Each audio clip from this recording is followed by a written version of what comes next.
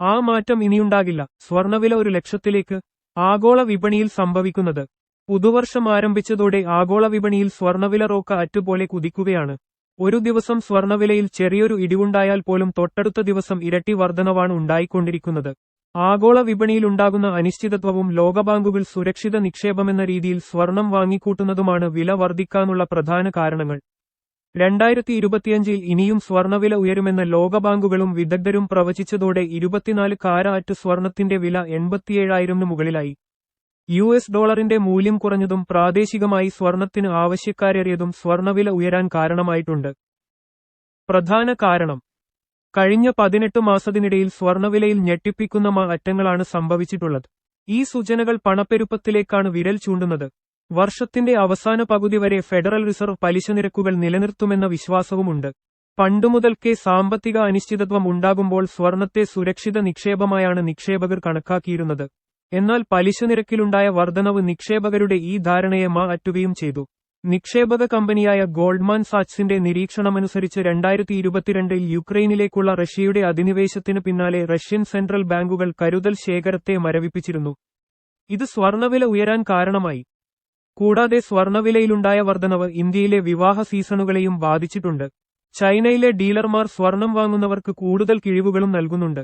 ഭൗമരാഷ്ട്രീയ അനിശ്ചിതത്വം, US president Donald ട്രംപിന്റെ തീരുവ ഭീഷണികൾ, കേന്ദ്ര ബാങ്കുകളിൽ നിന്നുള്ള വർദ്ധിച്ച ആവശ്യകത, പണപ്പെരുപ്പം എന്നിവയാണ് സ്വർണവില വർദ്ധിപ്പിക്കാൻ പ്രേരിപ്പിച്ച ഘടകങ്ങൾ.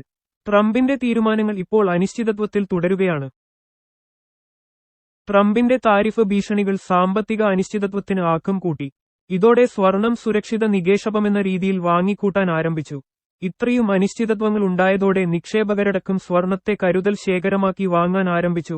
കർമ്മ ജുവലറിയുടെ MD കോളിൻ ഷാ ഒരു സാമ്പത്തിക മാധ്യമത്തോട് പറഞ്ഞു. US-ന് മേൽ ചൈന തീരുവ ചുമത്തിയതിനെ തുടർന്ന് ആഗോള വ്യാപാര യുദ്ധങ്ങൾ ആശങ്കയാകുന്നുണ്ട്.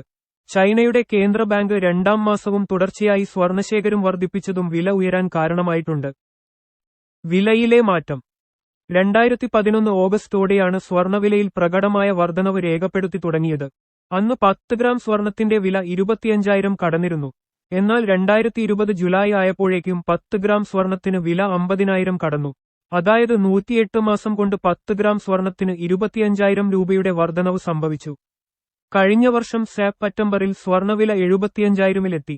1 ഗ്രാം 24 കാരാറ്റ് സ്വർണത്തിന് വില 8,430 രൂപയുമായി. ഇതോടെ സ്വർണവില 1,00,000-ൽ എത്തുന്നത് വിദൂരമല്ലെന്നും വിദഗ്ധർ ചൂണ്ടിക്കാട്ടുന്നുണ്ട്.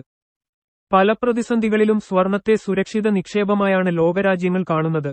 ഉദാഹരണത്തിന് 2001 സെപ്റ്റംബർ 11-ലെ ഭീകരാക്രമണങ്ങൾ, 2008-ലെ സാമ്പത്തിക പ്രതിസന്ധികൾ, 2020-ലെ കോവിഡ് ദുരന്തം എന്നിവയിൽ സ്വർണ നിക്ഷേപം രാജ്യങ്ങളെ സാമ്പത്തികപരമായി സഹായിച്ചിരുന്നു. വിദഗ്ധർ പറയുന്നത്: കേന്ദ്ര ബാങ്കുകളിൽ നിന്നുള്ള സ്ഥിരമായ ഉയർന്ന ഡിമാൻഡ് സ്വർണവില 9% വരെ ഉയർത്തുമെന്ന് ഗോൾഡ്മാൻ സാച്ചിലെ വിശകലന വിദഗ്ധ ലിന തോമസ് പറഞ്ഞു.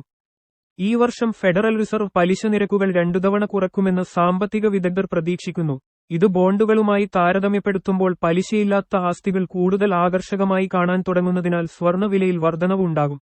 ഗോൾഡ്മാൻ സാച്സ് വിശകലന വിദഗ്ധർ പ്രതീക്ഷിക്കുന്നതിലും കുറഞ്ഞ നിരക്കിൽ US പലിശ നിരക്ക് ഫെഡറൽ റിസർവ് കുറച്ചാൽ സ്വർണവില പുതിയ പ്രവചനത്തേക്കാൾ കുറവായിരിക്കാം.